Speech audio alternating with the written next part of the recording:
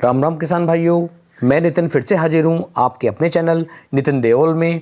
किसान भाइयों, आज हम बात करेंगे गर्मियों में तिल की खेती कैसे करें। बुआई से लेके कटाई तक आपको किस किस समय पर कौन कौन से खाद डालने हैं, किस तरीके से सिंचाई करनी है, कौन सा बीज लेना है, किस तरीके से खेत को तैयार करना है, कौन से स्प्रे करने हैं, A to Z कंप्लीट जानकारी की ये वीडियो मैं आपको बना करके दे रहा हूँ। बीज दर कितनी है, कितनी जुताइयाँ होनी, वो भी मैं सब आपको इस वीडियो में बताने वाला हूँ। तो वीडियो को लास्ट तक देखें, जिससे कि आपको तिल की खेती करने से संबंधित यदि कोई भी जानकारी आपको चाहिए तो वो सारी जानकारी आपको अच्छी तरीके से मिल सके। इस वीडियो में पूरी कोशिश की है मैंने तिल की खेती के बारे में एक संपूर्ण जानकारी इकट्ठा करके आप सबको देने की। तो जो भी प्यारे किसान भाई तिल की खेती करना चाहते हैं वे इस वीडियो को पूरा देख सकते हैं, और जिन किसान भाइयों को तिल की खेती नहीं करनी वे सिर्फ जानकारी के लिए भी वीडियो देख सकते हैं, जिससे कि उन्हें और भी अच्छी जानकारी मिल सके। और किसान भाइयों, आपसे हाथ जोड़कर निवेदन है कि चैनल की जो वीडियो हैं इन्हें ज़्यादा से ज़्यादा शेयर करें, जिससे कि और किसान भाइयों तक भी अच्छी अच्छी जानकारियाँ पहुँच सके। तो चलिए शुरू करते हैं आज का अपना टॉपिक, तिल की खेती कैसे करें। सबसे पहले बात करते हैं कि तिल की खेती की बुआई करने के लिए सही समय क्या है। तो किसान भाइयों, जिन किसान भाइयों ने सरसों की बुआई अगेती की थी उनकी जो है हार्वेस्टिंग, उनकी जो कटाई है वो अब जल्दी होनी शुरू हो जाएगी, और कुछ किसान भाइयों की हो भी रही है। तो ये समय यानी कि सरसों की कटाई के तुरंत बाद जो है आप तिल की खेती कर सकते हैं, इसकी बुआई कर सकते हैं। ये बिल्कुल सही समय रहता है तिल की खेती के लिए। किसान भैया, दूसरा मैं आपको बता दूं कि यदि अब हम खेत तैयारी की बात कर ले, यानी कि सरसों इसकी तिल की खेती के लिए जो हमें खेत तैयार करना है, खेत तैयार हम किस तरीके से कर सकते हैं। तो किसान, सबसे पहले आपको ध्यान देना है कि आपका जो खेत है वो बिल्कुल समतल होना चाहिए। खेत के अंदर ऐसा ना हो कि कहीं पर पानी ज़्यादा भरता है और कहीं पर पानी कम भरता है। तो खेत को आप बिल्कुल समतल करवा लें। उसके बाद किसान भाइयों, कम से कम 2 से लेके 3 ट्रॉली गोबर की जो हमारी सड़ी हुई कंपोस्ट खाद होती है उसका उपयोग कर लें, या फिर यदि आप केचुआ खाद का उपयोग करना चाहते हैं तो आप उसका उपयोग कर लें। यदि आप मुर्गी खाद का उपयोग करना चाहते हैं तो आप उसका उपयोग कर लें। यानी कि जिस भी तरह की आपकी देसी खाद जैसी भी आपके पास है उसका आप यदि उपयोग करना चाहते हैं तो खेत की आखिरी जुताई से पहले आप उस खाद को अपने खेत के अंदर डाल करके खेत की जुताई करवा लें और खेत को बिल्कुल तैयार कर लें। अब बात करते हैं किसान भाइयों खाद की मात्रा की, कि हमें कौन कौन से खाद तिल की खेती की बुआई करते समय लेने हैं, जिनसे कि हमें एक सही और अच्छी पैदावार मिल सके। तो इसके लिए किसान भाइयों, सबसे पहले आपको उपयोग में लानी है सिंगल सुपर फास्फेट। वो सिंगल सुपर फास्फेट की यहाँ पर जो आपको मात्रा लेनी है वो लेनी है 100 किलोग्राम प्रति एकड़ के हिसाब से।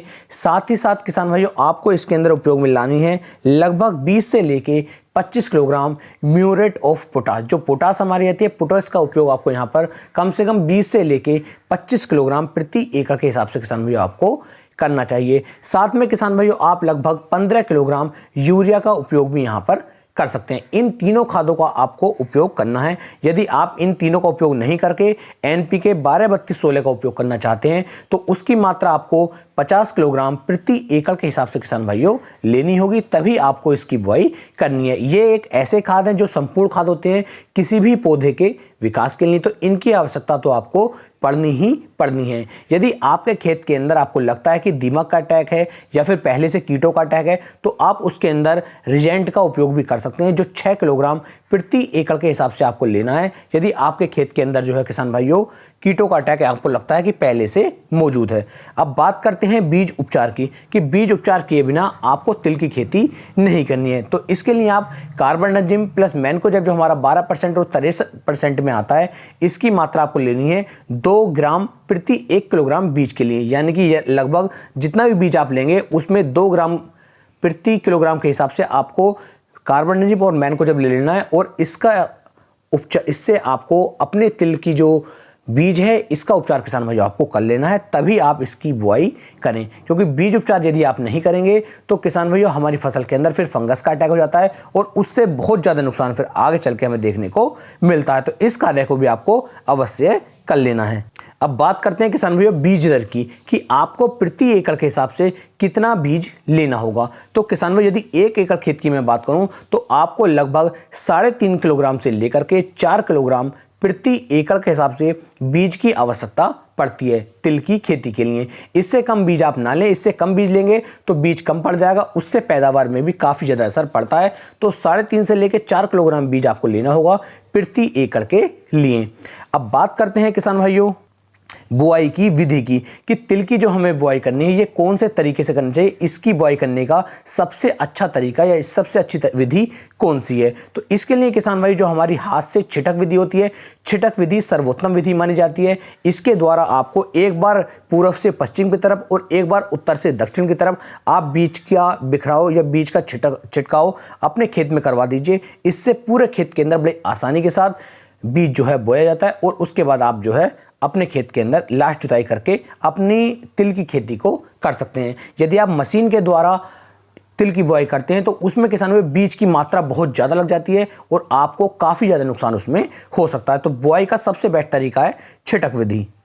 अब बात करते हैं किसान भाई जो तिल की खेती है ये कितने दिन के अंदर पक करके तैयार हो जाती है। तो तिल की जो हमारी खेती है किसान भाइयों इसकी बहुत सारी वैरायटी आती हैं। कुछ वैरायटियाँ 70 से 80 दिन के अंदर पककर तैयार हो जाती हैं, कुछ वैरायटियाँ 80 से 90 दिन में और कुछ वैरायटियाँ 90 से 100 दिन के अंदर पक करके तैयार होती हैं। बात करें किसान भाइयों किस्मों की तो इसके अंदर जो सबसे अच्छी किस्म मुझे लगती है वो है HT2। ये इसकी जो किसान भाइयों पकने की अवधि है वो लगभग 80 से लेकर 90 दिन के अंदर पक करके तैयार हो जाती है और तेल की मात्रा इसके अंदर लगभग 48% पाई गई है। दूसरी किस्म के बारे में किसान भाइयों आपको बता दूं ये है RT 346। ये किस्म लगभग 83 से लेकर 85 दिन के अंदर पक करके तैयार हो जाती है। रोगों के प्रति काफ़ी ज़्यादा सहनशील है और सूखाग्रस्त क्षेत्रों के लिए काफ़ी ज़्यादा बेहतरीन क्वालिटी की ये एक किस्म किसान भाइयों मानी जाती है।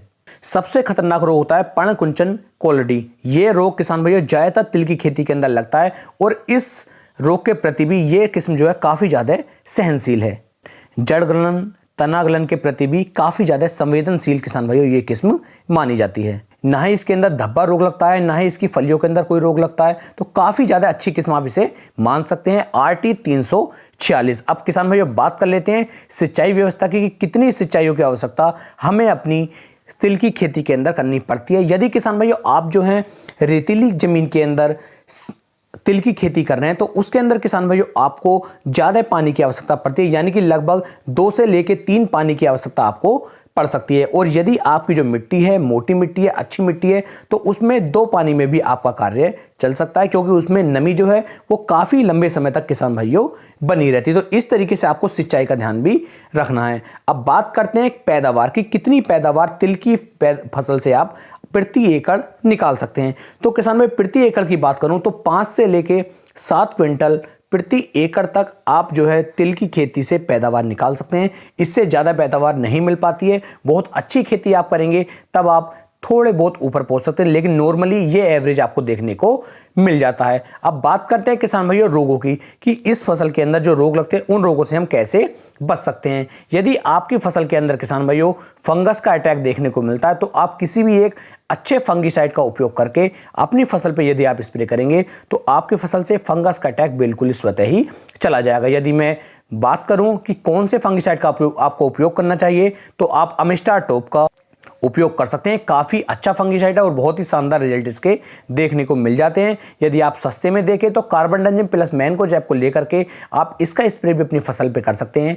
इससे भी किसान भाइयों फंगस पर रोकथाम हो जाती है और आपकी फसल अच्छा उत्पादन निकाल करके दे सकती है। यदि फसल के ऊपर कीटों का अटैक आपको देखने को मिलता है तब किसान भाइयों आप क्लोरोपेरिफास प्लस साइपरमेथ्रिन का स्प्रे भी कर सकते हैं। इससे भी रिजल्ट अच्छे मिल जाएंगे। यदि आपको और भी अच्छे टेक्निकल के बारे में बताऊं तो आप घरडा कंपनी का पुलिस ले सकते हैं या फिर इफ्को की सीरा सागी ले सकते हैं। इनमें से किसी भी एक को लेकर के इसका स्प्रे यदि आप अपनी फसल पे करेंगे तो किसी भी तरह का कोई कीट क्यों ना हो उसे ये बड़ी आसानी के साथ खत्म कर देता है और आपकी पैदावार को बढ़ाने में काफ़ी ज़्यादा मदद किसान भाइयों करता है।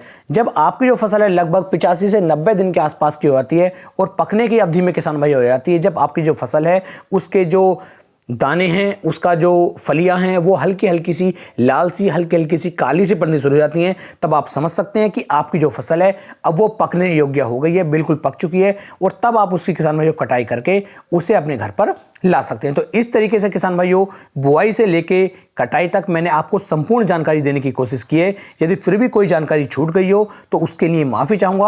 आप नीचे कमेंट सेक्शन में बता सकते हैं, जिससे कि मैं अगली वीडियो में और भी ज्यादा किसान भाइयों सुधार कर सकूं। तो फिर मिलेंगे एक नई वीडियो में, तब तक के लिए सभी प्यारे किसान भाइयों को राम राम जी।